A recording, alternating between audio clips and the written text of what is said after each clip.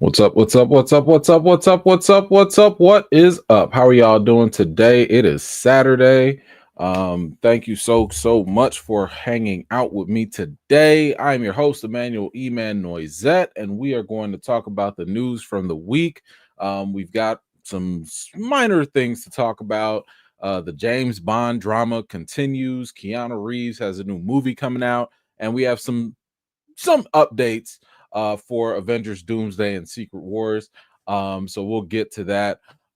Just to give you guys a quick heads up, and I know for a fact, so replay gang, you're not gonna make fun of me this time. Okay, y'all not gonna talk about me. This will not be 3 hours. And I know that because the news has been incredibly thin.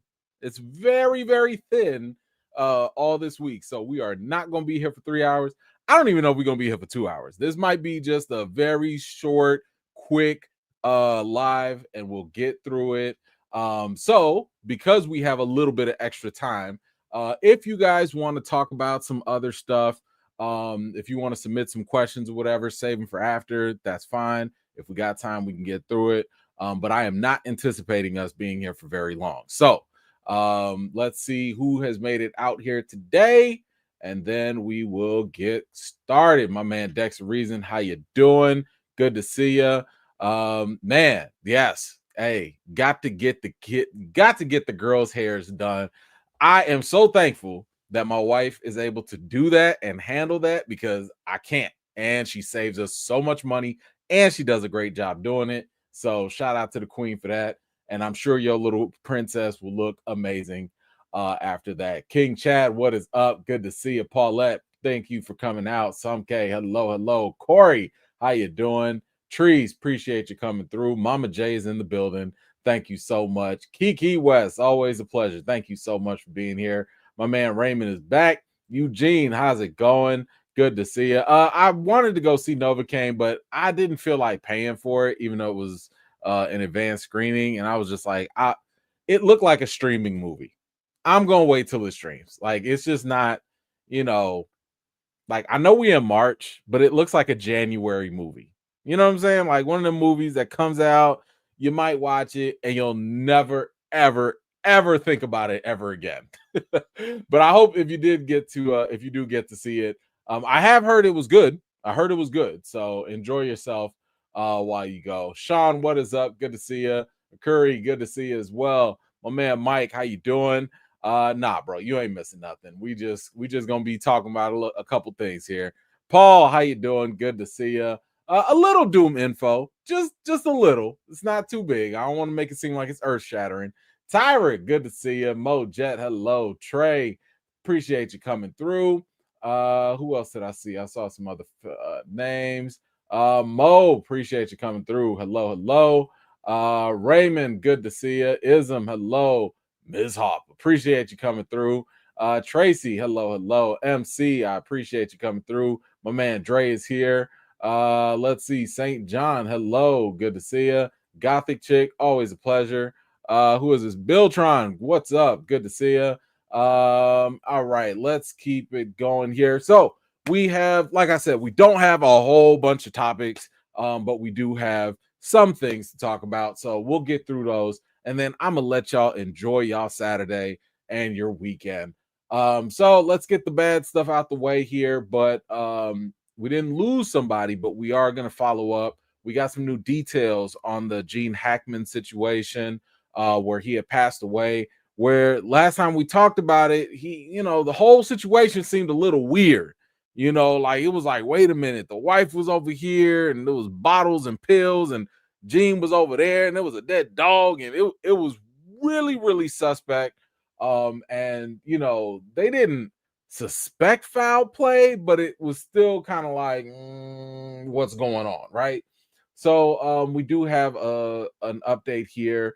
Last time they did check for carbon monoxide and other type of gases. All of that passed, so they did not find traces of that. But we do find that we do have an idea of what did happen, and it says here that Gene actually passed away of cardiovascular disease, and he did have Alzheimer's disease. as a contributing or significant factor. His wife likely died about a week earlier, which is why when we read it, it said she was in a mummified state. So she passed away a week earlier on February 11th of the hantavirus. I've never heard of this before, but it's a potentially fatal virus transmitted by mice. It says both deaths are under natural causes, which can include heart disease, stroke, cancer, respiratory failure, infections, and age-related complications. So, yeah, it sounds like that there is no foul play. It sounds as though, whatever this hantavirus is or was, like, that's what took her, and she clearly was taking care of him if he had advanced Alzheimer's disease, which I don't wish that on nobody. Like, I've had family members that have had it. It's not it's oof, that is the one thing that even I hope I never get. Like, I don't want nobody to have to deal with that. That comes second to cancer. Cancer is number one. Like, F cancer, but Alzheimer's, oof. Y'all can listen. I can go. If I'm on my right mind, I can go. I'm ready. I'll go talk to Jesus. But anyway, guys, what do you think about this? It's natural causes, no foul play. Rest in peace, Gene Hackman and his wife. But all right, let's move on.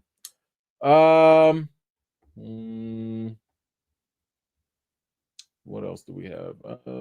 Okay. We got some quick updates. Just a couple random things that are happening. Now, I don't know if anyone's watched this. And this was kind of surprising when I heard about it. But apparently, it's not uncommon for something to get canceled, right? We know shows get canceled all the time. Sometimes shows come back, right? They'll make a comeback or whatever. But I have never heard of this. SWAT has been canceled for a third time. How do you get canceled 3 times? Did y'all watch SWAT? Is that a show that y'all watch? I don't watch probably anything on CBS. But I thought this show I thought it was just going like what else they got? CSI, and I don't know what they have on their channel. But it's canceled for the third time. So for any of y'all that actually watched it, I'm sorry again. All right. Maybe it'll come back, I guess.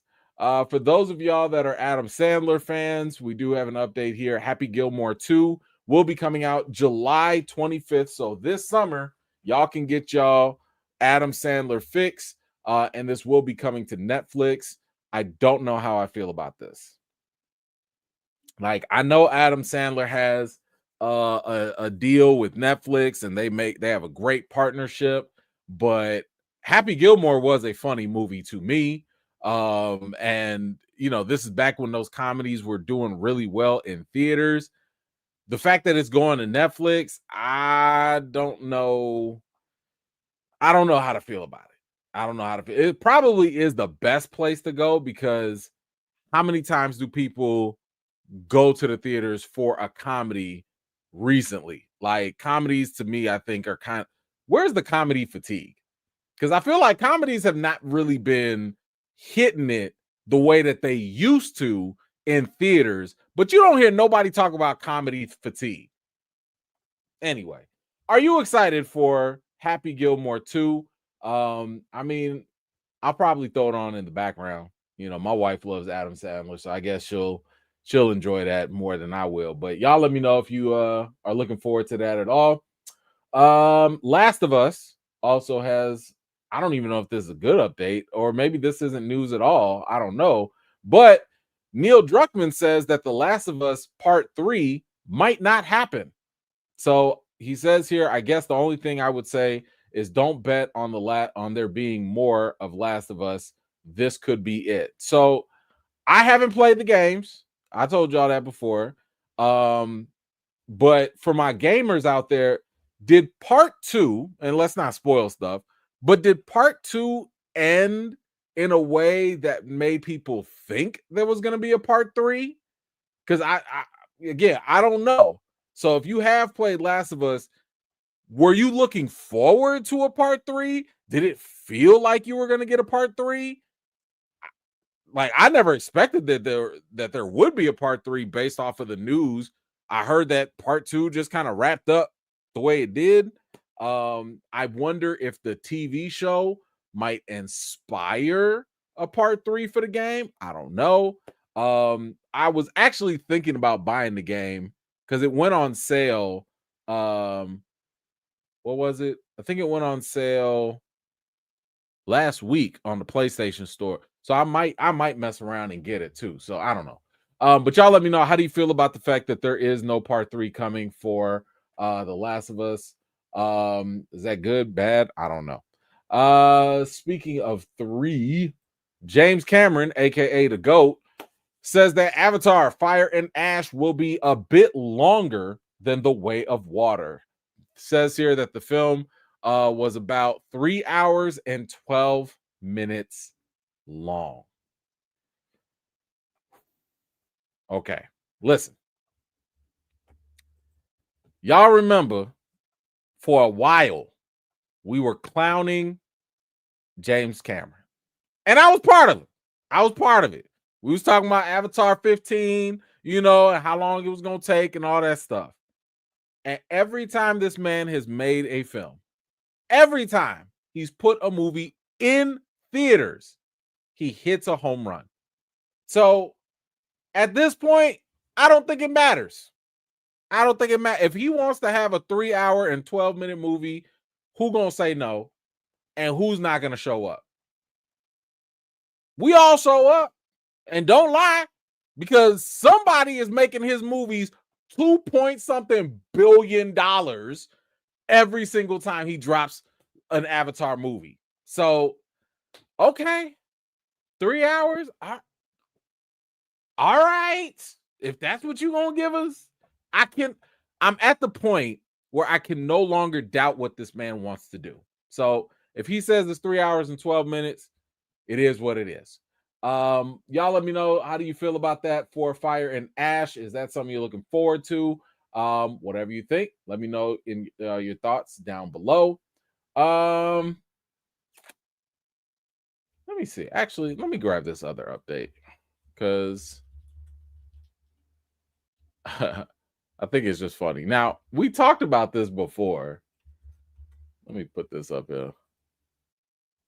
We talked about this before, and I think it was like rumored before, but now it's actually happening. So, as we know, there is a Harry Potter series that's coming out. John Lithgow has actually just been named to play Dumbledore, but the internets is popping with Papa Asidu has now been cast as Severus Snape in the Harry Potter series. Yikes! This has to go over well, right? Like this, no one should have a problem with this, right? So, okay. Let's take a second to talk about this for a second. A couple things. One, I have not read the Harry Potter books. I've watched all the movies, okay? So I understand, to my knowledge, and book readers, y'all can correct me if I'm wrong. In the book, Severus Snape, he is described as like a white man with black slick hair and stuff like that. Is that, I think that's correct, right? Okay. So, and of course, as we know, throughout the whole series, Snape is depicted as this untrustworthy, conniving, just this bad guy, right? He's just this bad guy and people don't like him, right? Okay. And then later on, spoiler alert, if you haven't watched Harry Potter in like, I don't know, 12 years or whatever, it turns out that he's not what we thought he was, right? He actually was he was in Harry's corner the whole time, right? Okay, cool. So let me ask y'all this. How do you feel? Because obviously they're doing the race bend. Obviously, we're in an era in society where a lot of people don't like all this anti-woke stuff, whatever. Or they are anti-woke. I can't keep up. I don't care.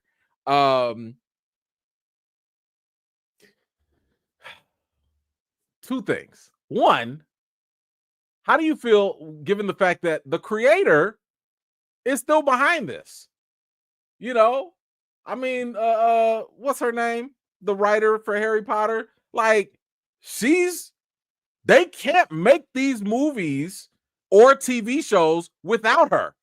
So, J.K. Rowling, thank you. If she's still there, and if they can't do this or do that without her approval, and if she's okay with it, shouldn't it be fine? Shouldn't it be okay?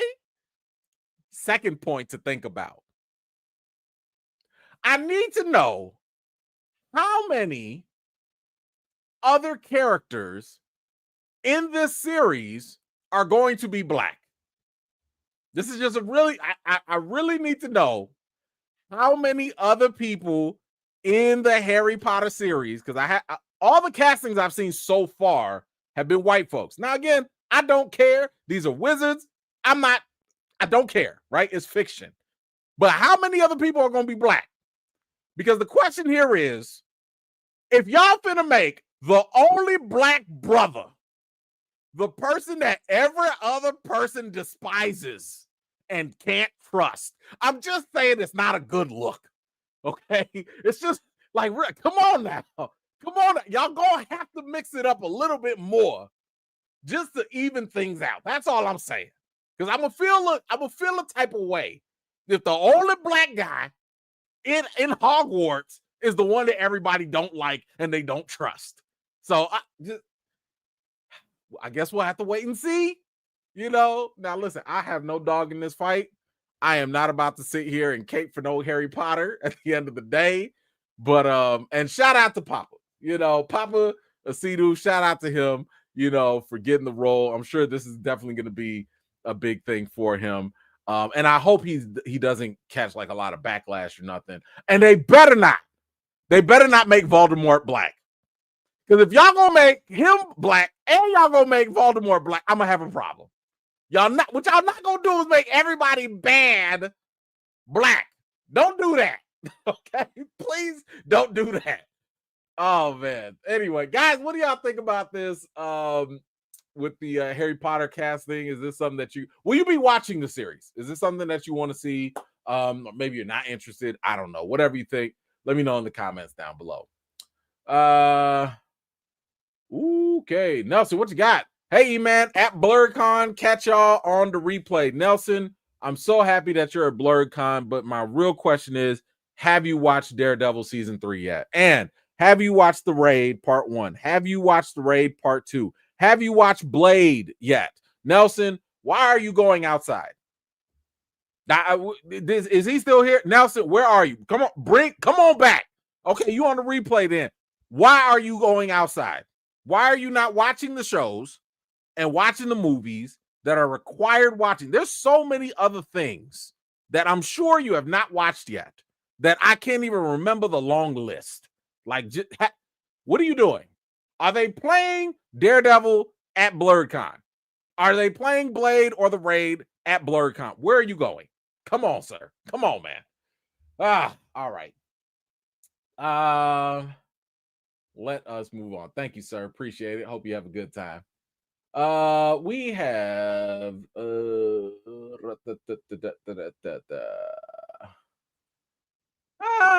I guess we could talk about this.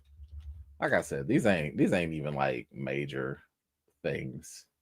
So we've had some odd updates when it comes to the Batman. Matt Reeves has said, "Oh yeah, the script is done." James Gunn comes in, he's like, "I ain't see no script. Matt's still working on it."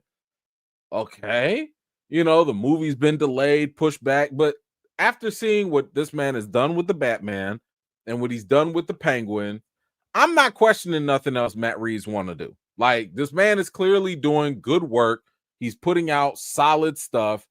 I don't care. Let him do what he's got to do. But recently we had Robert Pattinson. I think he just did his movie Mickey 17. So of course he's out there and he's having questions and stuff, that people are asking him. And he's like getting asked about, like, yo, what's up with the Batman Part 2? Like, what's going on? It's taking a while, and this is what he had to say when he was like asked about like the delay and how long it's taking. It says here that he said, I effing hope so, to begin filming the Batman Part 2. I started out as a young Batman and I'm going to be effing old Batman by the sequel. Listen, he's not wrong, because I was very curious as to why they would even cast him as a young Batman. Like, why would you cast him as a 24-year-old Batman, 26, 27? I mean, I get it. Actors can shave off a year or two or whatever. But I'm saying, listen, just because y'all watch Twilight does not mean that this man is like, he is getting older. He still looks good for his age. Last I checked, Robert Pattinson is 38 years old. He's gonna be 40 years old by the time the Batman 2 is done. Y'all want this man to walk around and play a 28-year-old?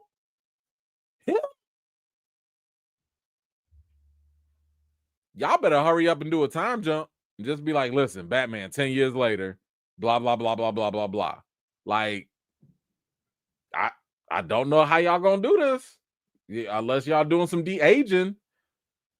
And then, to make matters even worse, when they asked him about, like, yo, what's the movie about? Like, what can you tell us? This man said he has only a vague idea of the script for the Batman 2. Well, now I'm extremely confused, because how you gonna have a vague? You the main player. You the franchise player. You the lead actor. How do you only have a vague idea? So Matt Reeves says the script is done. James Gunn said, what script? This dude said, I got an idea. This man got concepts of a plan of Batman 2. What is happening? Like, what? Just DC, get your stuff together. Get your stuff together. Okay. I mean, time is ticking. Time is ticking. And by the time this movie probably gets done, you're already going to have the DCU getting into gear of having their own Batman. Because James Gunn, you better have your Batman Brave and the Bold, happening too. So, okay. This is some interesting management going on. Interesting management. But y'all let me know, how do you feel about the Batman Part 2? Is this something that you are looking forward to? Is this something that you still care about? Is it too late? Whatever you think, let me know in the comments down below. Next up, we have got Millie Bobby Brown.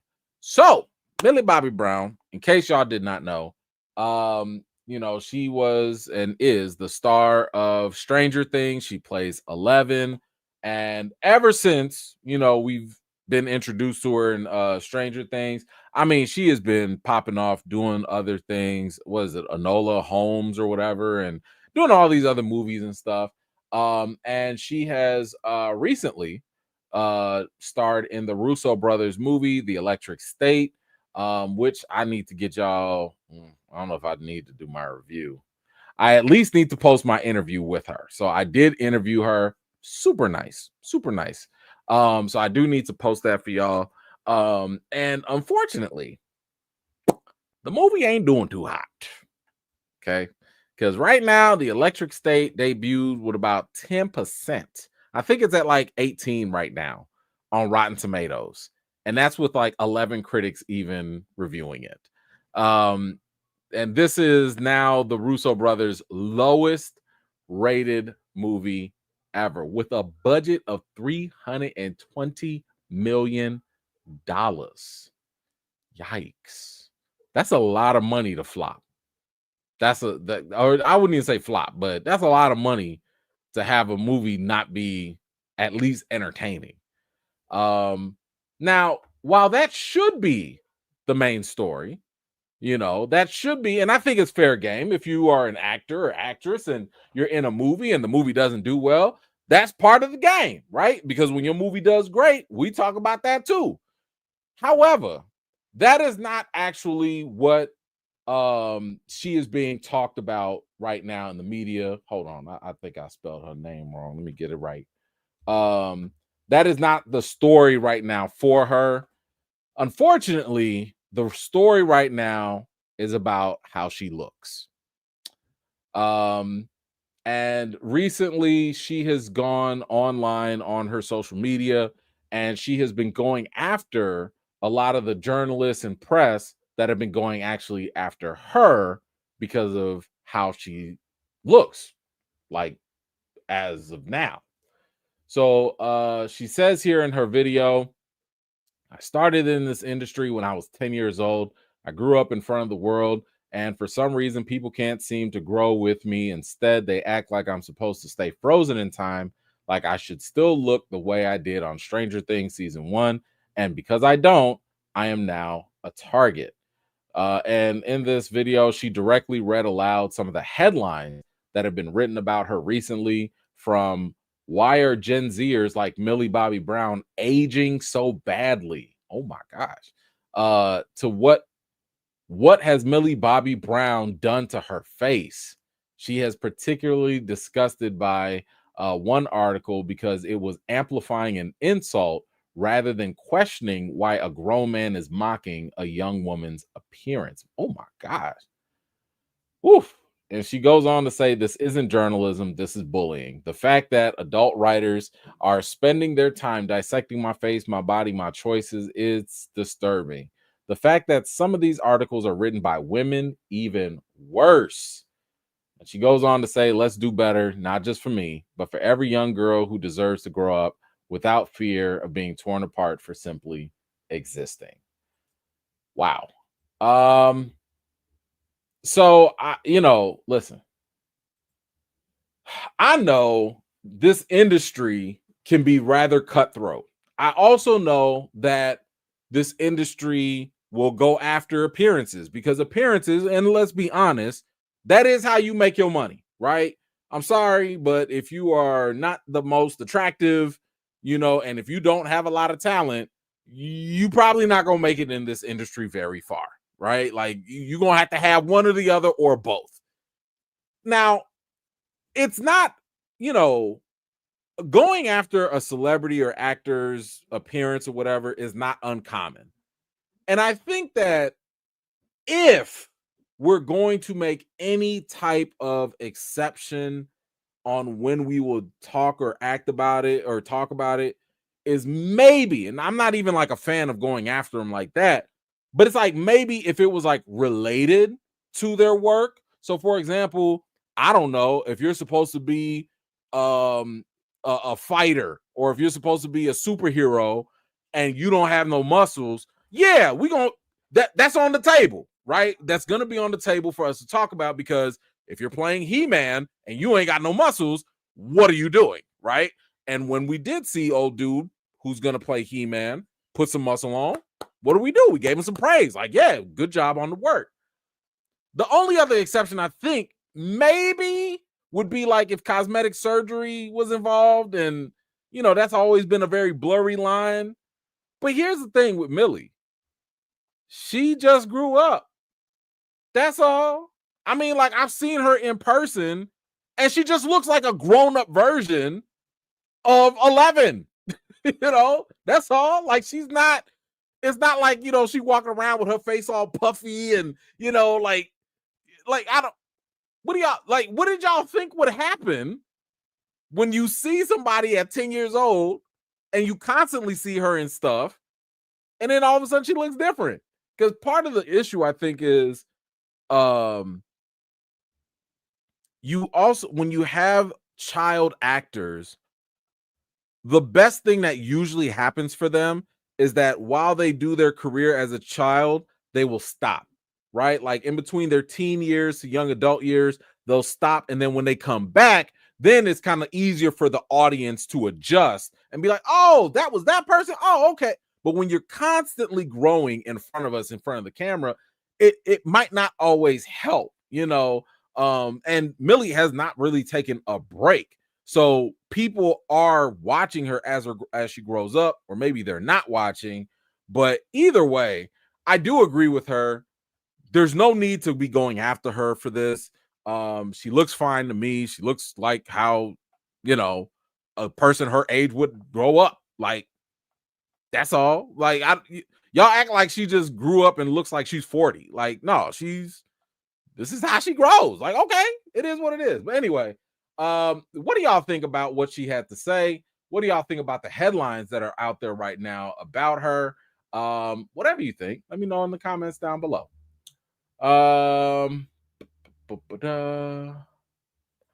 what you got? Can we get Matt Reeves to write a script for Batman Beyond, Terry, or Static Shock? I'll settle for a low budget Steel or Black Vulcan.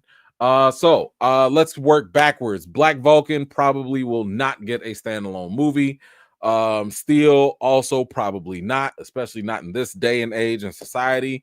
I'd be shocked if a studio would greenlight that sub level of a character to get a standalone movie. I just think that the studios are scared.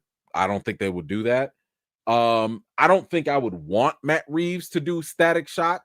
I'd prefer a black writer and black director to do Static Shock, mainly because Static Shock's story it does require a level of cultural understanding. You got to be of the culture because he's of the culture, right?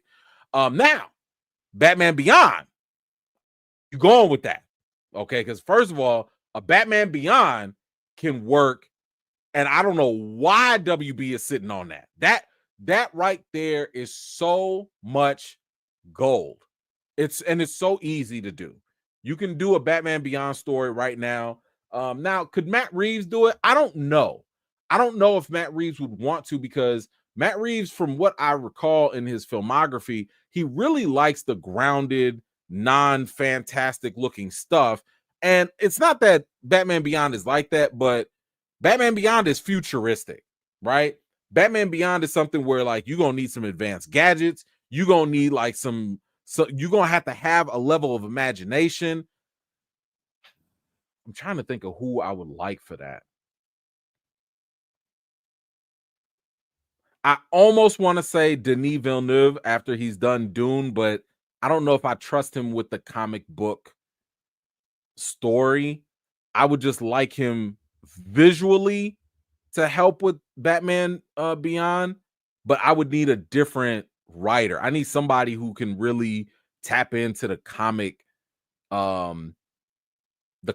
language, the comic atmosphere and feel. I don't know. I have to think about that. But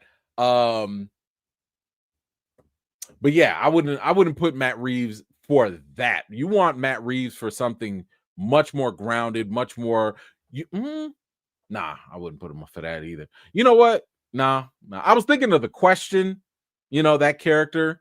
Like, I could see Matt Reeves saying, I want to do that. Like, I could see him wanting to do something like that, but yeah, I don't think he would jump for those other characters. But thank you, Jay, and I appreciate you. All right, what else do we have? Look at this. We halfway done, y'all. Oh man. Okay, so this one kind of hurt. This one hit home. So we have a Tiana update here, and it's really a Disney update. So back in 2020, I want to say, it was actually announced that there was going to be a Tiana series, a Disney Plus series in the works, and we do now have an update about what's going on with that. And it says here that Walt Disney Animation Studios has officially pulled the plug on its Tiana Princess series as it abandons making original long-form content for streaming. A spokesperson confirmed that there will be some layoffs in the Vancouver studio as a result of the shift in business strategy. So, a couple of things.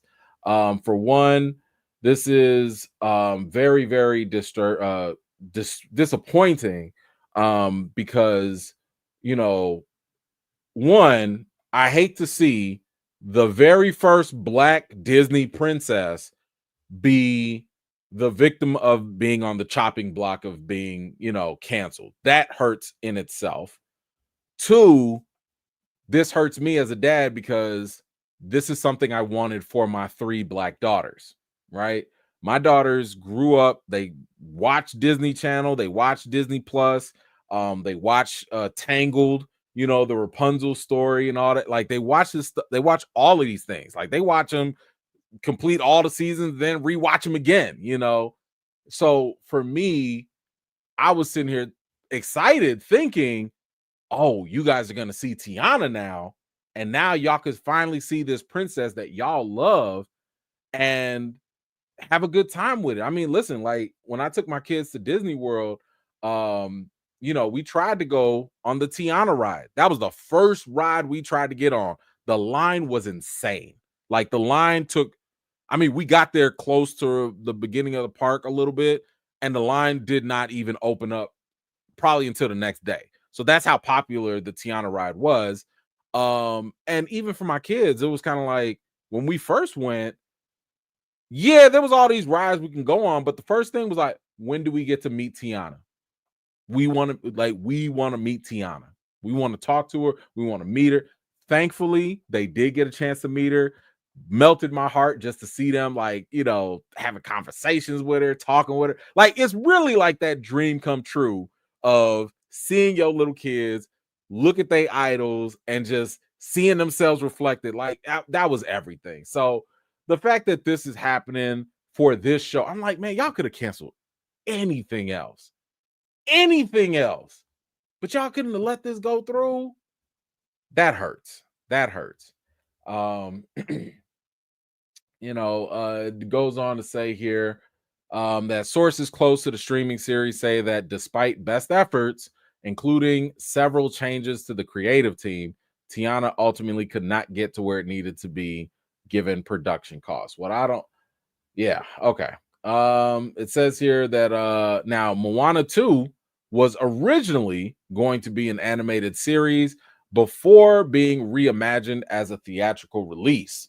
The decision that paid off in spades and led to a $1 billion+ run at the global box office. So that, alongside with the $1.7 billion earned by Pixar's Inside Out 2, that proved that theatrical is its animation's greatest strength. So in other words, Disney realized what we should do is stop doing series on Disney Plus, because if you remember back in 2020 during the pandemic, that is when the Disney mandate came out by Bob Chapek, y'all boy, and he was like, yo, we're not doing theatrical no more. We are doing all long form content for Disney Plus. Okay, cool. It made sense at the time because we couldn't go to the theaters, but after that, now what, 4 or 5 years later, it's now starting to come out to be like, hey, we had Moana that was going to be a series. We decided to make this a movie instead. It made us a lot of money. Great. Where's my Tiana Part 2 movie? Where's the Princess and the Frog Part 2 movie then? Dear Disney, if y'all gonna cancel Tiana, the series, I want to see this as a long form movie. As a parent, as a fan, as a content creator, let me have something to take my daughters to go. I'll go to the movies. This is what this is what we're actually asking for. Okay. I already talked to y'all about how expensive it is to take kids to the theaters with your family and all that stuff. This is something I'm willing to pay for, because if my kids can grow up watching this and feel good about themselves and have that positive imagery and representation, that's a sacrifice I'm willing to make. So please, Disney, if you're out there, if you're listening, I know you're not, but if you were, make that Tiana Part 2 movie then, please. Anyway, What do y'all think about the whole shift in the Disney model? No more Disney Plus series, no more episodic type of shows that they want to do. Instead, they're trying to do movies, but not one word about a follow-up for a Tiana movie. Either way, how do y'all feel? Let me know your thoughts in the comments down below.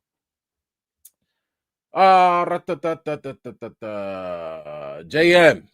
Current media state caused Tiana's cancellation. I would not be surprised. When they said the shift in business strategy, you told me everything you needed to say. Like, just from that, now I would understand if you told me, yeah, them long form things, they don't work on Disney Plus. We need theaters back. Cool. Give me that Tiana part 2. That's all I need then. If you're going to change your strategy. But you're not far off, sir. You are not far off. Tracy, what you got? When Jane wants the Wii come off Paradise. Listen. You know what? I'm gonna save yours, Tracy. We're gonna talk about that later. Okay. I'm gonna save that for later when we got the extra stuff to talk about. I'm gonna save that. Okay. We're gonna come back. We're gonna come back to that. Jay, and a Tiana movie could easily make 500 million. Listen, I'll be there. I will be there. And I would not be surprised if it did. Like I don't know how many times we have to show studios that when you show up for us, we will actually show up for that film. Like, when you show us in a good light, when you actually give us stuff that we ask for, we show up and we make it cool. Okay, we make those things cool. Man. Ism, I'm gonna come back to yours too. I'm gonna come back to yours a little, at the end. So hold that thought, because definitely got to talk about those. You know what? Even with this Tiana thing, this bothered me too, because I should have added this to the Tiana, because I'm not giving this its own segment. Vin Diesel teased that he is developing a Groot movie. Disney wants their Planet X, which some say is Marvel's most anticipated movie. Ha ha ha. The film where Groot returns to his home planet. I swear, if y'all sit here and give me a Groot movie before a Tiana movie, shut it down. Who is asking for this? I get that he was joking, but who is asking for this? Like, y'all gonna greenlight that, but not Tiana? Y'all can keep that. I didn't even watch the Groot special on Disney Plus. There was no desire to watch Baby Groot. So I don't know who these are for. I don't know who they think is about to go watch this movie. No, thank you. No, thank you. I'm good on that. What else we got? Thunderbolts. We got a couple updates with the Thunderbolts. I still have mixed emotions on this. Like, I don't know if this is gonna be a good movie or not. Like, I don't think it'll be bad. But it's one of those movies that I just don't know if I can be excited for it. But we do have Florence Pugh. She had a little something to say about the tone that we can expect for this movie. She said here it ended up becoming this quite bad A indie A24 feeling assassin movie with Marvel superheroes. Now, Jake Schreier, he was the director of Beef. He did, which was an A24 production. And I like Beef. Beef was a very good series on Netflix. Make sure you go check it out if you haven't. She goes on to say there's a certain amount on that Beef tone that does feel different. Oh, Jake said this. There's an emotional darkness that we brought to this that is resonant, but doesn't come at the expense of comedy. Now, this I don't know, because this is my concern with the whole film. My concern with the film is, like, I don't want comedy in this. Like, I just don't think that this is a movie where comedy is gonna feel appropriate. I'm sure it's in there, but you're talking about a bunch of damaged individuals a lot of super soldiers that have gone wrong. It's not really the time and place where I want to see comedy, right? Like I'd rather y'all just keep it a serious tone, keep it dark, and go with that. I mean, again, like I said, everything does not have to be lighthearted and funny in the MCU. Deadpool, funny, yes. Ant-Man, funny, yeah. Like that's fine. Guardians of the Galaxy, even lighthearted, funny, cool. But sometimes it's okay to just not be funny. Like it's okay to just let things be dramatic. I mean, we could look at on the TV side of things. Punisher is not funny. There's nothing funny about Punisher. There's nothing funny even in Daredevil. You might smirk at something here or there, but like these are serious things. And by the way, these are things that work. It works, So it's not about hating comedy. It's just about, is this really a right fit for this character or tone? And I'm just not a big fan of like this idea. And my biggest critique right now, I haven't even watched the movie, is gonna be Red Guardian. Because Red Guardian as a character, I don't like how they're trying to make him like comic relief. Like to me, it just does not work. I'm sure behind the stage or behind the scenes, they like him and they like that character, but I'm like, it just does not work for me. She goes on to Florence goes on to talk about Bob, played by Bill Pullman, or Lewis Pullman, and says Bob is going through what all of them are probably secretly going through. Yelena sees part of herself in him. She's always been someone that wants to look after people. She has a sweet spot for him and especially likes looking after him because he's useless. He's absolutely useless. Sure he is. Sure he is. Bob is so useless, and we'll just keep running with that for the people that are that don't know. But if you know, you know. Next up, we got what's been going on with Avengers Tower. It says here it isn't Avengers Tower anymore in Thunderbolts. It has new ownership. It is now the headquarters of Val, aka Valentina Allegra de Fontaine. And it says here under Val's reign, Avengers Tower is now known somewhat ominously as Watchtower. We know what that tower means. This has come from the director, Jake Schreier. Who's the person you would least like to own that tower? That means so much to so many people. Can you use that as a symbol of things taking a darker turn? Okay, so I don't know if he means that or not, but it sounds like a hint towards Dark Avengers. And that's what it seems like these Thunderbolts, they're headed towards that in some way, shape, or form. They're gonna be like the new Dark Avengers, since there are no Avengers right now, right? Keep in mind in Cap 4, President Ross, he did want Sam to bring the Avengers back together, and without the Avengers, they're leaving room for this. So for all we know, this could be our new Avengers team. But if they do make them the new Avengers team, how do you feel about that? Like, is this the Avengers team that you would want to see? I wonder if that's why they're calling them Thunderbolts with the asterisks, because it might be something where like the movie gets done and they go from being called the Thunderbolts and then they're called the Dark Avengers like after, they change the title. I don't know. We'll see. Anyway, guys, what do y'all think about the Thunderbolts update? Is this a movie that you're excited for? Maybe you are, and that's okay, if you like it. Does this give you any hope? Does this make you feel any better? Whatever you think, let me know in the comments down below. Oh man, my man Terrence is here. Hold on.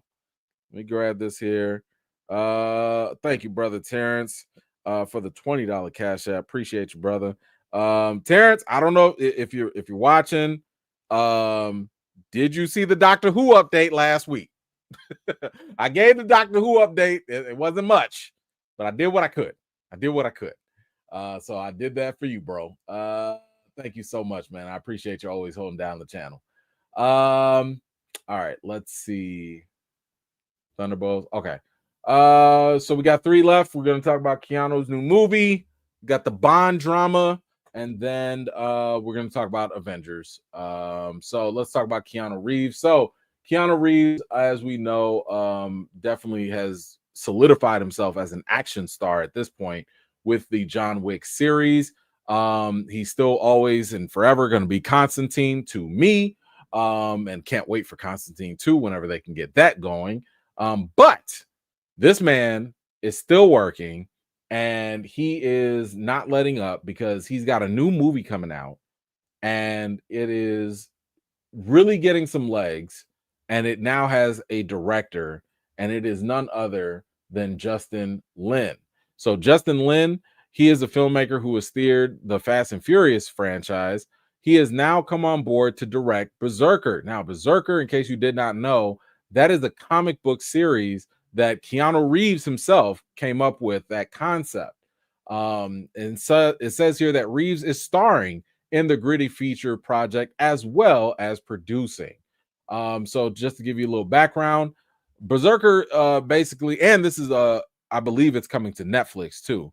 Berserker, it's about a brutally epic saga about an immortal warrior's 80,000 year fight through the ages. The man known only as B is half mortal and half god, cursed and compelled to violence, even at the sacrifice of his sanity. But after wandering the earth for centuries, B may have finally found a refuge, working for the US government to fight the battles too violent and too dangerous for anyone else. In exchange, B will be granted the one thing he desires: the truth about his endless, blood soaked existence and how to end it. All right. And this comic, like I said, it was created by Reeves. First issue is one of the best-selling comics of the last decade, selling over 600,000 copies. So that's a good sign that it's working. And there's also an anime spin-off in development. So I'm looking forward to this. I like the fact that Keanu is doing this. I think I got to read, I think I read the first issue and it was okay. It's definitely violent. It's very violent. Like I wouldn't even say it's John Wick action. It reminds me of Invincible level of action. Um that Yeah, it reminds me of that. Like it's very, very brutal. Very gory. As if anybody has actually read the comic, let me know what you guys think about it. But I like the fact that Justin Lin is doing it also, so Keanu Reeves, Justin Lin, interesting concept. Let's go. Let's go. And if this is what Keanu Reeves wants to do for the rest of his career, just do crazy action flick, fine. Okay, like whatever. So I'm with it. I'll be interested to see how far this goes. I like the idea that this is coming to Netflix because I know Netflix won't spare any expense. And if you're doing an anime spinoff, that'll be kind of interesting too. So anyway, guys, what do you think about Keanu's new movie? Again, if you have read the comic, let me know what you thought about it. And if you are excited for this, or maybe not, whatever you think, let me know in the comments down below. I should mention this. All right, I'll mention this for y'all here. If you are y'all watching Invincible right now, if you're watching Invincible, and let me just say, episode 7, wow, right? Wow, very good. I need y'all. Hold on.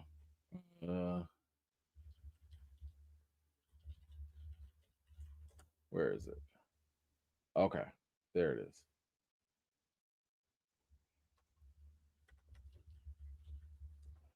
If you guys are watching Invincible, and if you have watched up to episode 7, episode 8 is coming up soon. Okay. Oh my God. So I've seen episode 8. Wow. So if you saw how episode 7 ended, it picks up right there with episode 8. But while you're going to be in for probably one of the best fights we've ever seen, right? I need y'all to also make sure you go see this. Okay. It is the Adam Eve spinoff series. I mean, you probably should have already watched it. You should have already watched it, but it is that spinoff series in on Amazon on Prime Video. Not obviously spoiling nothing, but you need to watch it. If you have not watched it, go watch it. If you haven't watched it in a while, it might not be a bad idea to refresh yourself and go watch it again, because it is actually really good. Like, I liked it a lot for a spinoff. But you need to go watch that. Episode 8, oh my God. Like, oh man, that's a doozy. So go watch it. Go watch it. All right. I just gave y'all that little something right there. Let's move on. Let's get on to this Bond drama. So, Bond, James Bond. We have talked about how Amazon bought out the broccolis, and they are now the creative rights leader when it comes to the James Bond franchise. Now, when we talked about it, I kind of expressed a little concern about, like, I don't know how it's going to feel taking this property that, if you think about it, James Bond has been very carefully crafted over the years. Like, it's clearly been very protected with who they cast and how they cast and what movies they do and stuff like that. And, it was just kind of like, what do you do when a big corporation like Amazon, who owns MGM Studios, buy this out? I mean, they kept the broccolis there for creative reasons and stuff like that, but they don't have final say, right? We also talked about how we learned that one of the contributing reasons, maybe, was Christopher Nolan, who wanted to do a James Bond movie, basically got disinterested because the broccolis were like, nah, ain't no director getting final cut say. And as I said before, if you can't say no to some directors, maybe 3 at this point. Steven Spielberg, you're not telling him no. James Cameron, you definitely not telling him no. And Christopher Nolan, you're not telling him no either. If any one of those guys walks up to your studio and says, I want to do something, you get out the way and leave a blank check on the table and just leave, because you're either going to get a box office hit, a cult classic, or an award winner, or all 3. That's all you're going to get from one of those guys. So the fact that, they turned away a Christopher Nolan, or they at least let him slip away, I should say that. Amazon was like, oh, hell no, we buying this up. But it sounds like there was more to the story. And it was just revealed recently what might have been the real tipping point to make them buy out the Bond franchise. So it says here, Amazon CEO boss, right, Jeff Bezos, was determined to take all creative control for the James Bond IP through MGM Studios, which was announced in February 2025 at the cost of $1 billion. Fueling that price tag, sheer retaliation. Yikes! It was beef. It was beef that made him buy. The Wall Street Journal, back in December, published a piece in which Broccoli is quoted as telling her personal friends that the Amazon executives were effing idiots amid dealings with the Bond franchise. Whoa! She said they was poo-poo heads. Oh boy. So Bezos read her quote in the Journal and got on the phone and said, I don't care what it costs. Get rid of her. The outlet further included how Broccoli bristled when Amazon content chief Jennifer Salk referred to the James Bond franchise films as content. Ooh. And Broccoli's half-brother Michael Wilson was iced out of meetings by Amazon executives. Yikes! Yikes! So basically Amazon, I mean, there's more. We'll get to the other parts, but when you piss off one of the top 5, top 6 richest men in the world by calling him an effing idiot, and you work under him because MGM Studios, you know, they do own the whole franchise or whatever. You call them idiots in a paper. Well, she didn't say it to a paper. Like, she said it to her friends and it leaked. What you think this man finna do? What do you think? Matter of fact, do we have the image? Oh man, I wish we had the image.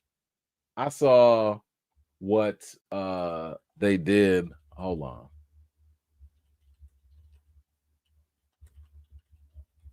Because that, yes, this is probably the most accurate that they can do. They made this man a Bond villain. And I feel like this is the most perfect, accurate look. Like, you literally talked about this man and he said, buy them out. He took all his power because $1 billion is a drop in the bucket for this man. He don't care about that $1 billion. He gonna make that $1 billion back anyway. Like tonight, he made that $1 billion right back. So the fact that they got him as a Bond villain is peak artistry, first of all. And the way that story read, it sounds absolutely perfect. Like, he was like, what did she say? She said, who, what? Oh, okay. Write the check. She's out it. Write the check now. Woo. So it goes on to say sources close to the franchise claimed that Amazon approached the Broccolis in the past with pitches for a TV series based on Moneypenny and as well as a show about Bond CIA buddy Felix. Are you serious? And maybe even something involving a female 007. Yet, predictably, Broccoli and Wilson weren't interested. Yeah, they clearly were about to do that one thing that I was absolutely worried about. Like, that was the one thing. I was like, what are y'all gonna try and do spinoffs? Y'all gonna try and do these TV shows or whatever that ain't nobody checking for? I'm sorry. First of all, I love Naomi Harris as an actress. She is so good as an actress. But at no point have I ever wanted a Moneypenny anything. Like, I've never said, what is she up to? I've never thought that.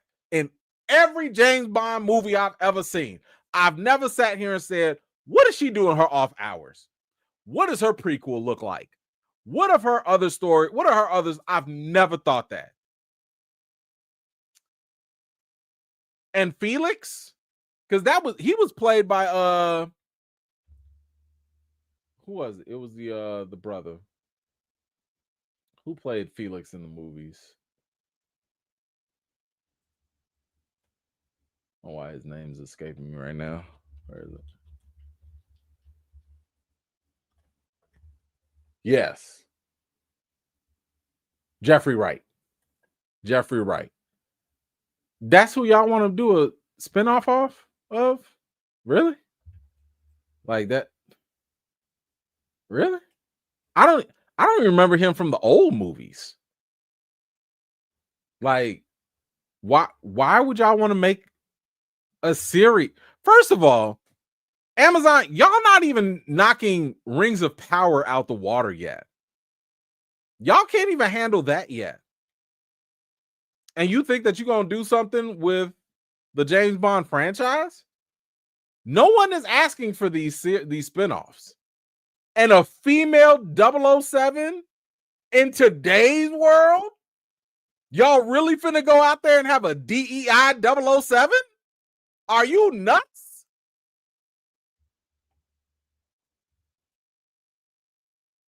Y'all not finna do this. Y'all not finna do this. Now, I'm not opposed to it. If y'all want to give the sister Lashana Lynch, some good for her. Go for it. But in today's world, you really think that y'all finna get away with that? Y'all don't think y'all gonna catch some heat? Let me get this straight. Y'all really want to make 007 only about the mantle? I'm sorry. The designation? You think people gonna be okay with that? You know people love that James Bond. Can't nobody be 007 but James Bond. Whoo, y'all finna take this. Y'all are gonna take this franchise. All right. I mean, good luck. So, and here's the thing: the Broccoli's, they have no say so. They have no say. If Amazon wants to make a Money Penny spinoff series, that's just what's gonna happen. That's just what's gonna happen. They got bought out, and it sounds as though the Broccoli's were like, "Man, you know what? If you're gonna give us $1 billion, whatever, go do whatever you want to do. We old anyway. We out of here anyway. I don't know, guys. Y'all let me know. How do you feel about this power move by Bezos? But more importantly, how do you feel about these spinoff series? Do you want to see a Felix spinoff series? Do you want to see a Money Penny? Do you want to see a female 007? Whatever you think, let me know in the comments down below. Okay. Look at that. We got an hour and 2 topics left. 1 topic left. See, I told y'all. I wasn't going to hold y'all long. All right, let's do this quick Avengers update. So the Russo brothers have been interviewed, of course, about Avengers, Secret Wars and Doomsday and all that. And they were asked about, like what's up with Robert Downey Jr. As we already know, he is going to play Dr. Doom in the upcoming movies. So the question is, like, what can they tell us? So the Russos kind of weighed in a little bit, and they were like, man, Robert Downey, he is so immersed in it. He is so dialed in. He's writing backstory, costume ideas. We were just on the phone with him this morning before we got here talking about it. He just loves really rich 3-dimensional characters. He sees a real opportunity here with the characters. So I gotta say, it's commendable. It's commendable. I like the idea that my man is clearly doing the work, right? He and if I'm not mistaken, I want to say a long time ago he actually auditioned to play Dr. Doom in a Marvel movie a long time ago, but for Fantastic Four, I think. But I like the fact that he's at that point where he's like, he cares, Now, at the same time, while I do really like the fact that he cares this much about the character, I'm also hoping they don't go overboard. I have a mixed feeling about actors contributing a whole lot into their characters. Now, I think Downey might be an exception, because if you were to tell me like, yo, what does Downey think that Tony Stark would do this? Okay, that's different, because you've lived with Tony Stark. You've developed Tony Stark in the MCU. Tony Stark. Damn near Tony Stark is you. But Dr. Doom, the risk that we have in this is you might be doing your research. You might be doing your backstory. But do you know why we love Dr. Doom? Because the risk that happens with an actor is they'll get so into the character that they completely lose sight or just never know why audiences love that character, right? I mean, when I like Dr. Doom, I like the complexity with this guy. I like the fact that this dude is all about his country.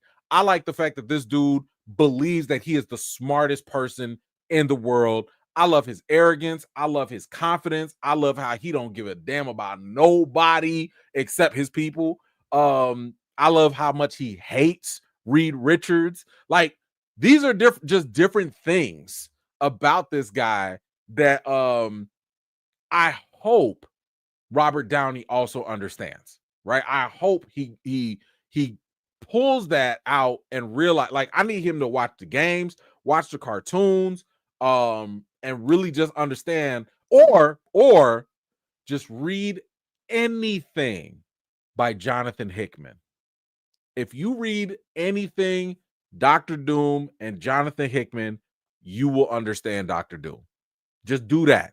Like, I don't care what else you read. Don't read nothing from the 1950s or what 60s or whatever. Read Jonathan Hickman and you'll be fine. And the other reason why I get a little nervous about this is because, and some of y'all might not know this, part of the reason why the Hulk has failed is because Kevin Feige sat down and asked Mark Ruffalo, what do you want to do with the Hulk? And I'm sorry, I know Mark Ruffalo's a good guy and all that, but bro, them past couple of movies with how you guys have depicted the Hulk, a lot of that came from Mark Ruffalo. Just the ideas and stuff of telling the stories. Don't ask him no more about the Hulk. Just because they don't get it. That's not it. I don't want to hear nothing from the actors. You need to understand what the audience likes and why they were popular in the comics to begin with. Okay. So anyway, so it looks like Robert Downey is dialed in. He's all in, and that's great. And we got a couple other things here from the Russos about what we can expect from Doomsday, I believe, and Secret Wars. They say here that if I were a betting man, I would say Doomsday is about 2.5 hours long, and Secret Wars is about 3 hours long. Okay. All right. I mean, listen, these are going to be $2 billion movies. People are going to show up for these movies. So if they're going to be long, that's fine by me. I'm okay with that. Now, it says here in this article, the road has been bumpy to get here between the upheaval of the Kang Dynasty and a mix of polarizing films and series that have left fans feeling fatigued, but the team appears up to the task and tying the past 6+ years of stories together into a major event. Now, I will say I agree a lot with that sentiment. And I was having a conversation with my guy the other day, and we were talking about how, like, you know, you can't really compare Avengers, Doomsday, and Secret Wars with anything else except for Infinity War and Endgame, right? Because first of all, we've never had a cinematic universe this big. First of all. Second, we've never had a culmination 2-part movie like Infinity War and Endgame. This is one of the reasons why they're still number 2 and 3 all time in the box office, right? So we've never had that. And when you think about those two movies, and they're being directed by the same two directors, you know, with the Russo brothers again, there might be some red flags. Man, I wouldn't say red, yellow flags. There might be some yellow flags.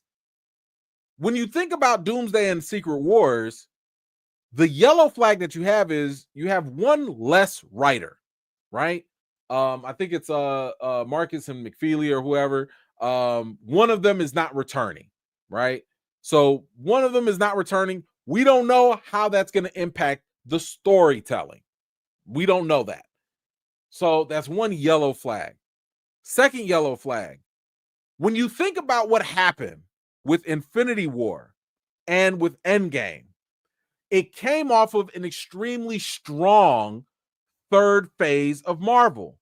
We had Thor Ragnarok, we had Black Panther, we had Captain America Civil War. Like, we had some good, damn near great momentum going into those movies, not to mention We had a long time villain cooking in the background.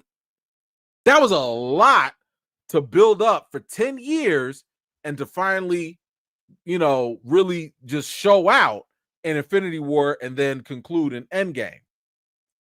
We don't have that right now with Doomsday or with Secret Wars. We don't have a villain that's been cooking all this time. It was supposed to be Kang, but y'all fumbled Kang in Ant-Man Quantumania, right? That got fumbled in by Marvel with some super ants.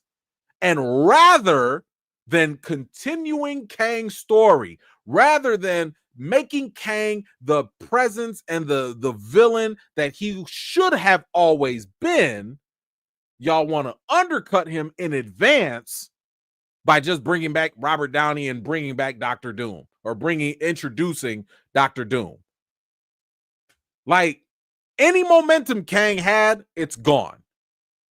And on top of that, you're going to have TV shows and movies that were probably more misses than hits. Yes, we had No Way Home. Yes, we had Deadpool.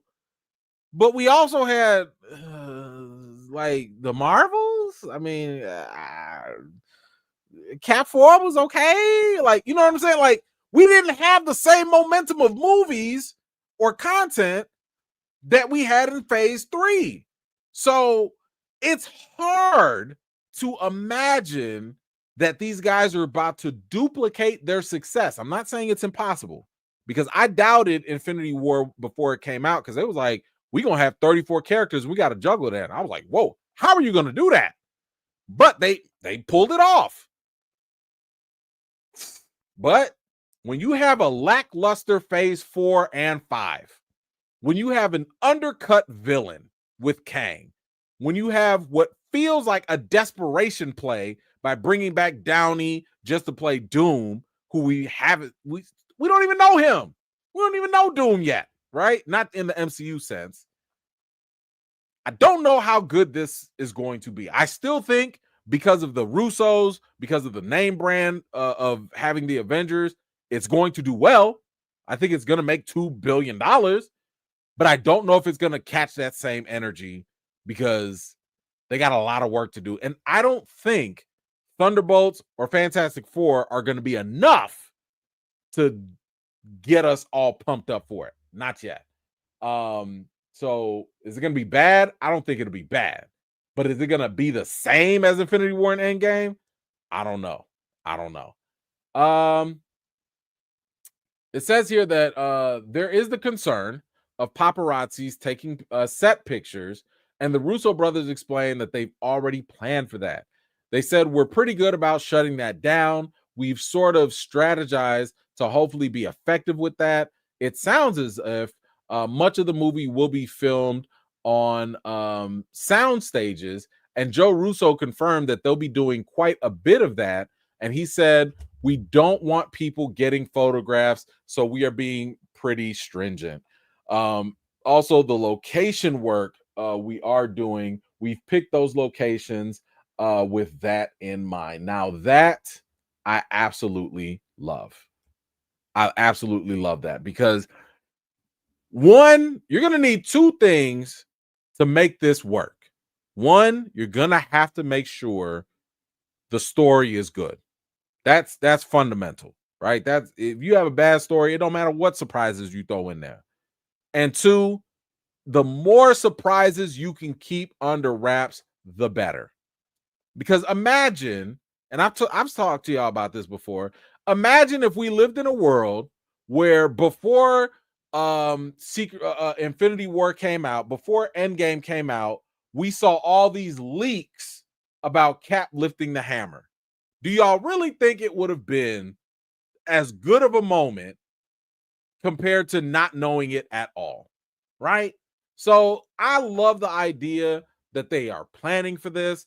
That to me says that, hey, this movie is going to have some really good surprises or some great moments that the insiders or the leakers or, set photo, nobody can ruin it.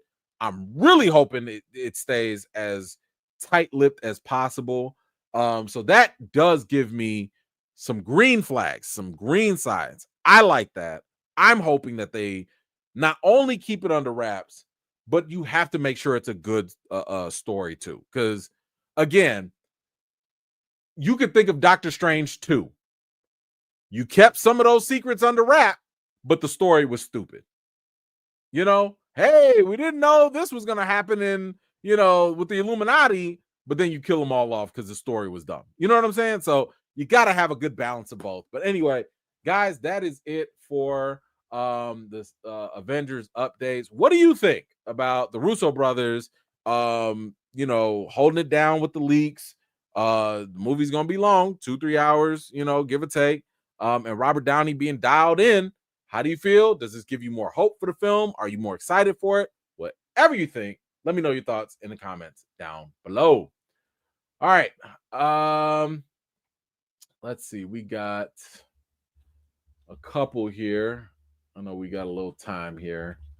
I'm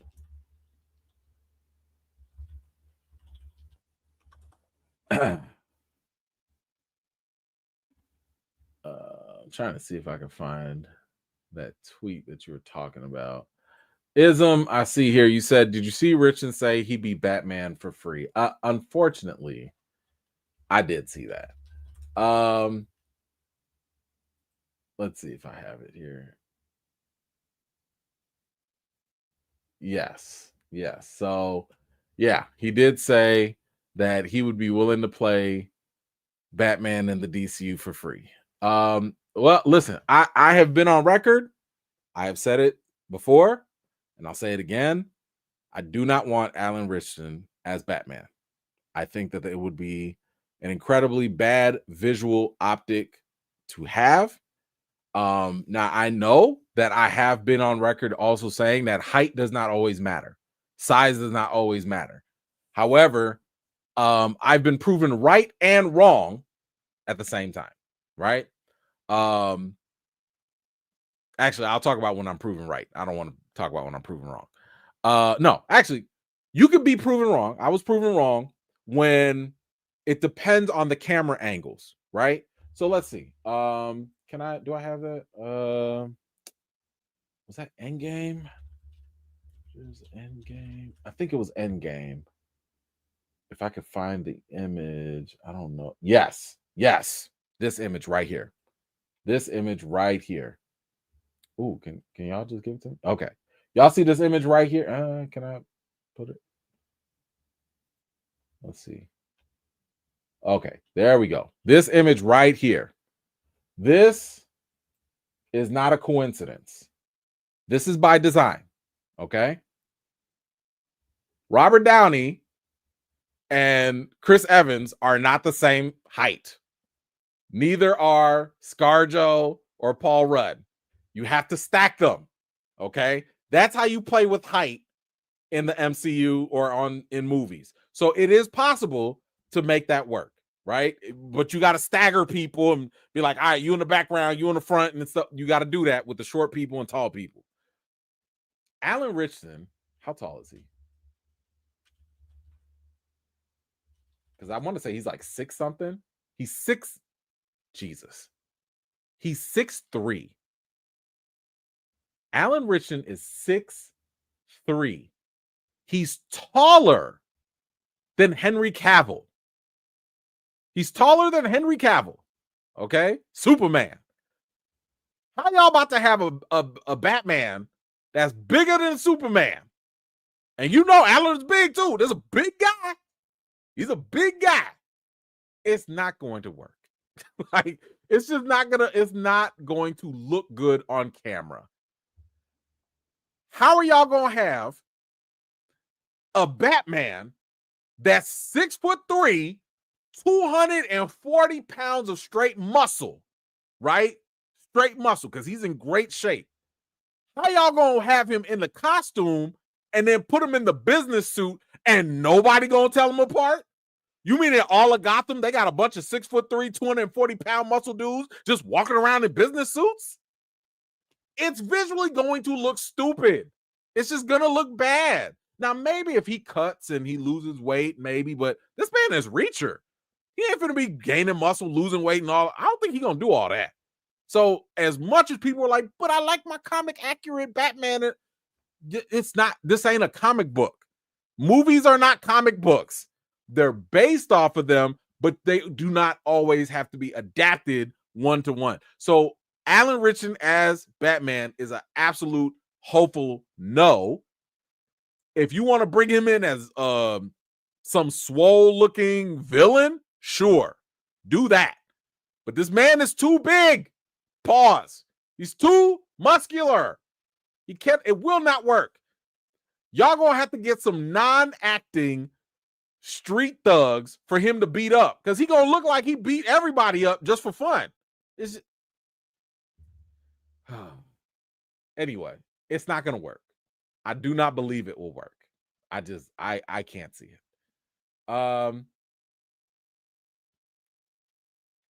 Okay, JM, what you got here? So Doom was really a young Nelson Mandela, us against the world. Hopefully Marvel is taking notes. All jokes aside, this live was needed. Us folks working in the DMV need the mental break anytime. I didn't know you was in the DMV. That's dope. That's dope. Thank you so much for that. Appreciate you. But nah, listen, Doom, Doom that was always an aspect of his character that I always respected. He was like, yo, I'm a king of my country. I'm all about my peoples. F the world. Like, like that. They all I care about. I will do, like, I'm gonna do some bad things, but I'm gonna always do right by my people. I can respect that. Wraith, what you got? Richard should be cast to play Captain America. Maybe. So that would be a little bit more believable, right? Like if you were to tell me, hey, hold on, I gotta do the other one.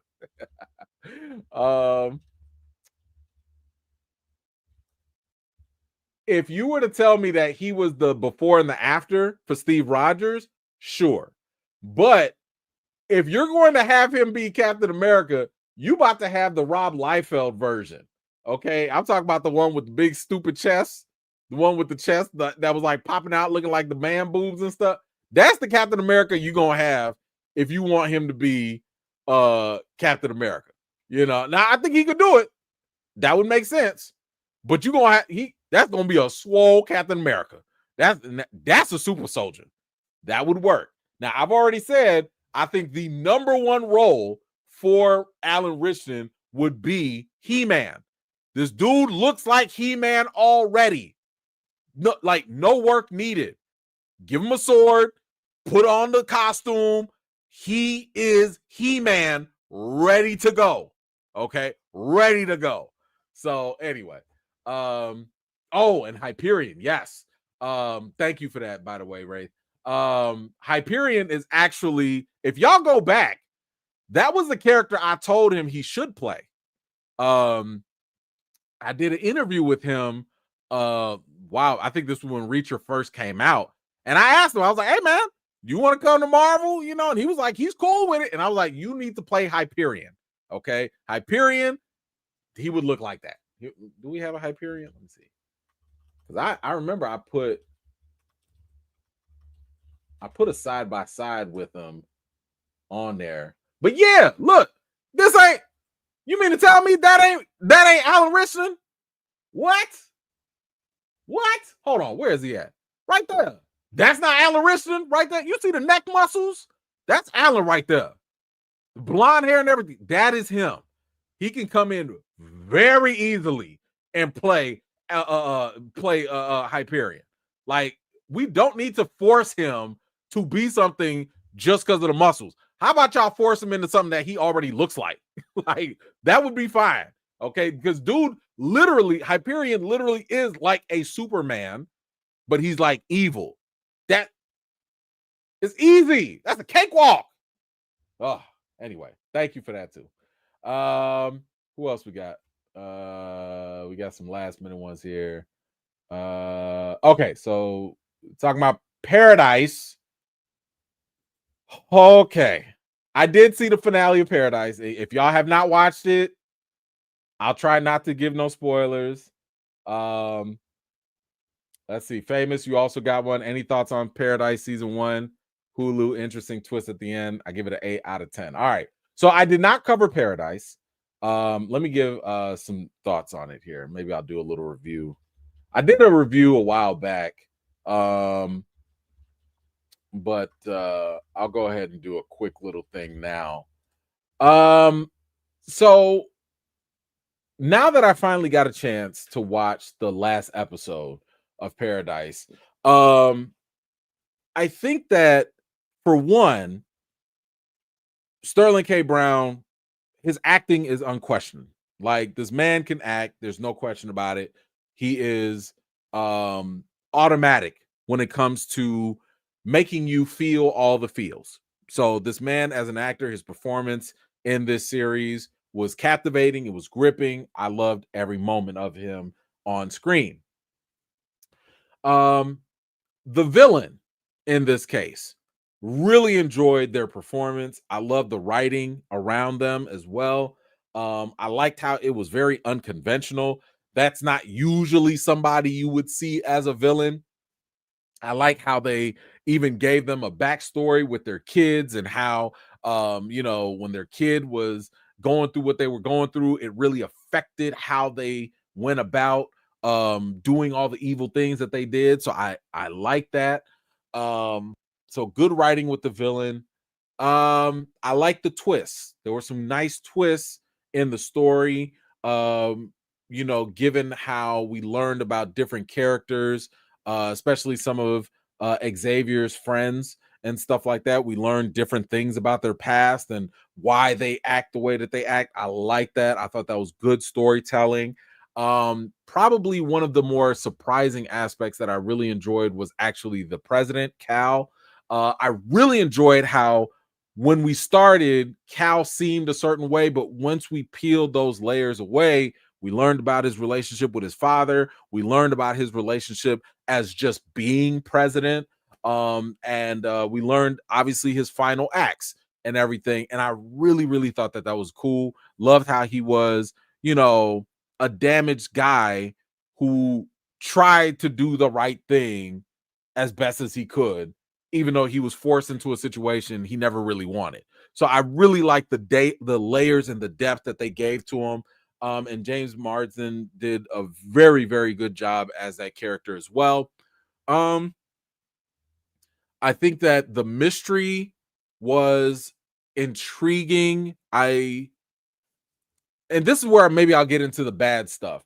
I had mixed feelings with how this ended.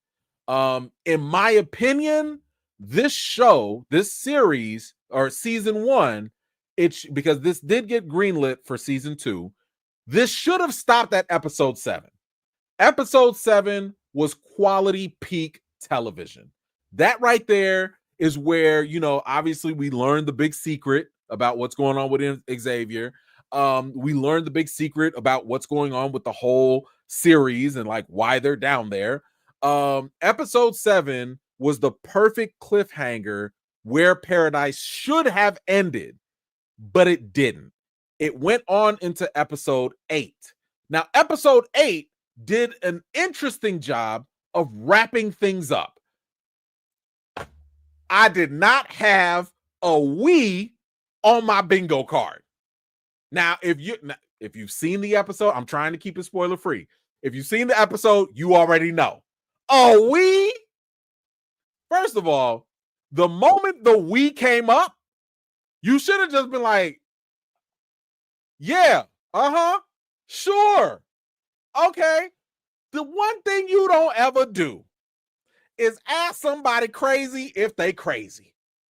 You just don't do that. You don't say that out loud. You don't say that to their face. Like, what is wrong? You don't ask crazy people if they crazy. Okay? But I like that character. Okay? I like that character because I was sitting there, I was like, oh, you nuts. Oh, you nuts. Like, the moment they was like, yeah, we should probably stop talking right now. I was like, oh, everybody dead. Everybody's dead. Y'all gonna let that loose? Y'all letting that loose? So I liked her character too. I like that. Anyway, the problem that I had with the ending is that it wrapped up so much, right? Because we found out the main cause, the main culprit, right? We found out the mystery for the president and who killed him and all that. We found that out, and that was cool because we couldn't see that coming. And I'm trying to work through my thoughts here. This is what happens when you get a review off the cuff. I have mixed feelings on how these mysteries go about, because there's two ways that you can do a mystery, and y'all tell me which way you like.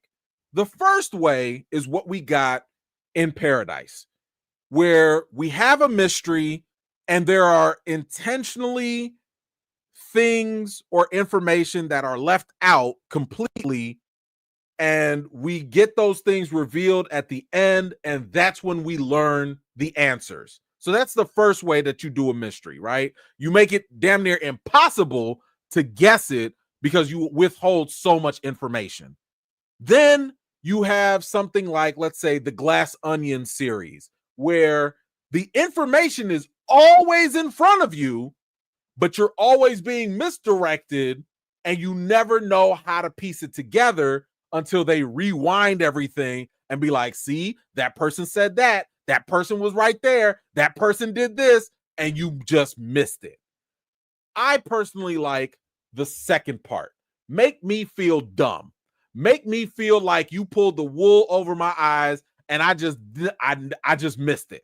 I would prefer that version of mystery where it's always been in front of us, rather than let me just keep stuff away from you on purpose, and then surprise, it was the butler, or whatever. So hit or miss for that. I'm not saying it wasn't entertaining, but I prefer if you put stuff in front of me and let me guess it versus hiding stuff from me intentionally.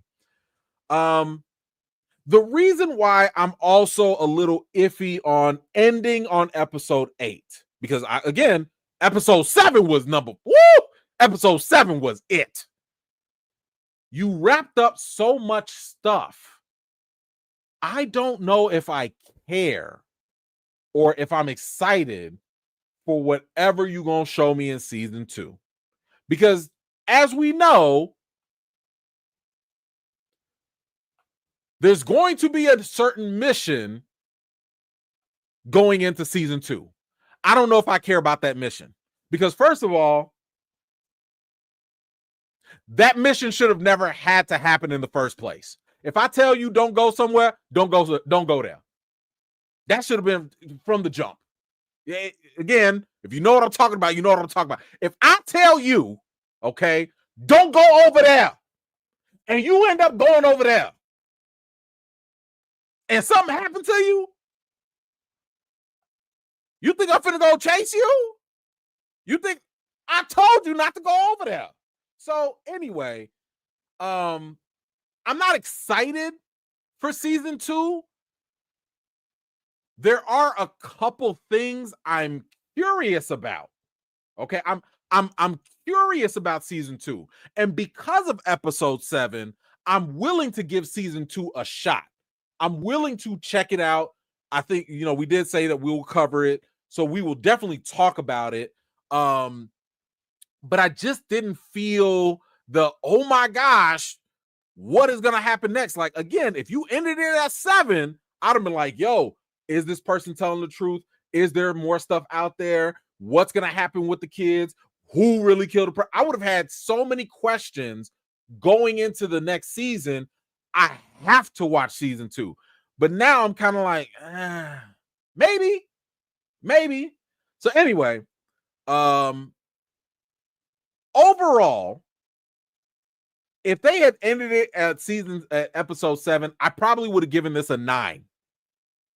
But because they didn't, and they wrapped a lot up, and I was kind of sort of like, I'm going to give it an 8.5. Very good show. Very entertaining. I'm giving season 1 of Paradise an 8.5 out of 10. Y'all let me know if you have watched it. What do you give it as a rating from 0 to 10? Let me know in the comments down below. I do have some theories out there. I don't know if we can. I don't know if this is a safe space. Have y'all watched? Is anyone here not watched Paradise at all? Because I don't want to spoil stuff. If there's at least one or two people that have, because I was going to share some theories. Is there anyone here that has not watched it? Listen, hold on. First of all, let me address this. Tane, my wife has not watched the show yet. If we was watching the show, she would know if I work in the White House and I'm like, dear, I don't know about this. I don't know. She gonna stay her butt at home. Okay, she gonna know. She's gonna know. Okay, I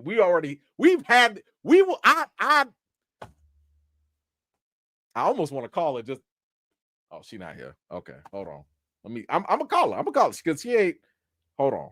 I'm gonna see. We got time. We got time. So we're fine. I'm gonna call her and see real quick. I'm gonna call her real quick just to see. She downstairs and I'm calling her. She ain't gonna pick up. Sheree!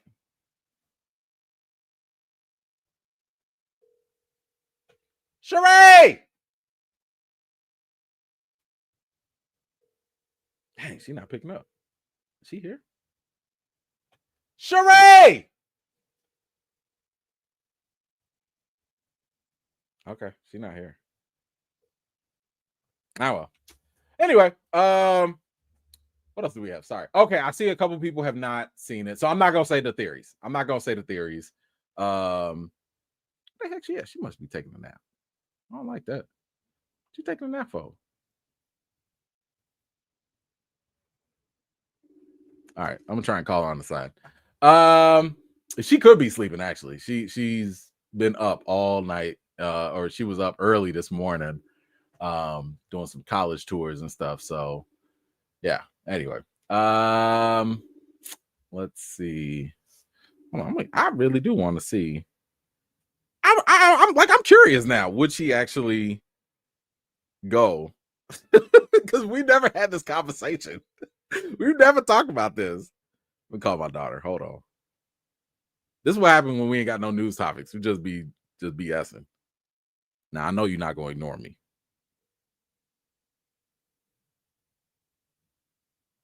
Where are they?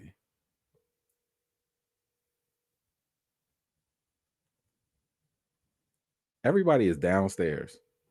Sunday! The heck? Please leave your message. Wow. My whole family is ignoring me right now. This is a mess.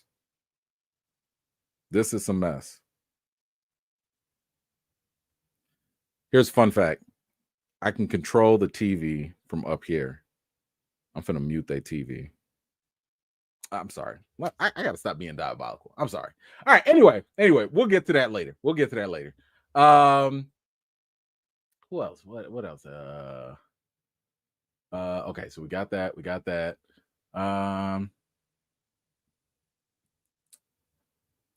Okay.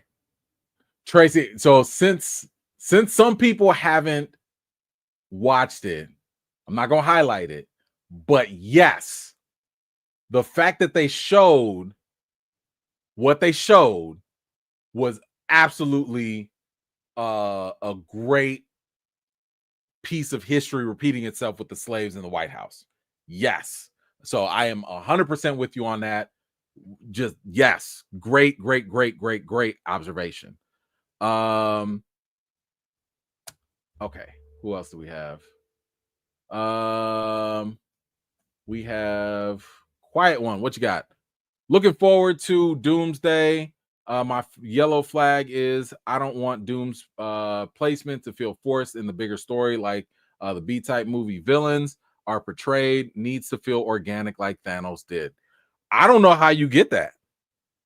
I think what you're saying is completely justified, but it's 2025. This is supposed to come out in 2026, maybe 2027. How else are they going to put him in? Where else is he going to be? How else is he going to be? I don't know. You know, this is something where I'm like, Y'all decided to pivot and jump ship and go to Dr. Doom. If y'all do it like that, where's the time to make this villain cook? Where's the time to transition him naturally into a formidable threat that audiences will be like, oh man, this is it. So yeah, I mean, yellow flag, yes. Good point. All right, guys, that's all I have for today. My family does not care about me and they will not answer the phone. I think they're probably all asleep. But it is what it is. I'll try and get somebody remind me on Friday to talk to Mrs. E-Man, and I will ask her about what's going on. Wait, who is this? This is my wife. Okay, hold on. Do you want to be on camera? Okay, yeah, get that hat. Okay. Hold on. She woke up. She just woke up, so y'all gonna have to forgive her. Come on, get your vacation hat or something. Okay. Hold on, guys. Hold on. She finally woke up. I got her. So we're gonna ask because I wanted to find this out. Hurry up. I'm about to sign off. Jesus.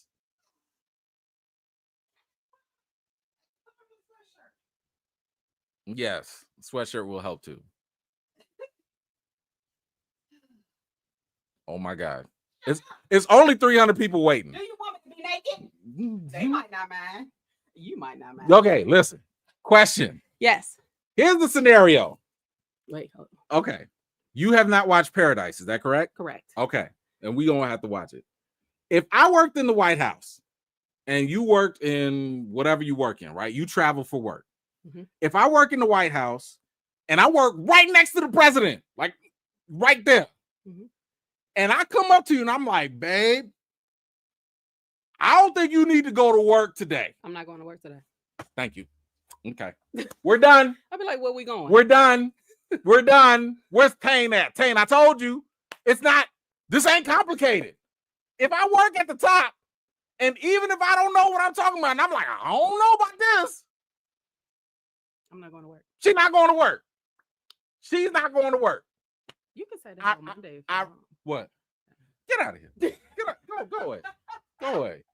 Anyway, I think I rest my case. Okay? I rest my case. Thank you, dear. Appreciate you. All right. Anyway, that's it for today, guys. I will see y'all on Friday. No, Wednesday, because we got to talk about Daredevil. Oh, that Daredevil 3, episode 3. We're gonna have something to talk about. So make sure y'all are there. We will talk about it. But enjoy your weekend. Rest up, have a good time, and prepare for the rest of the week. You know the routine. Wash your hands, wash your butts, and everything in between. And until next time, peace.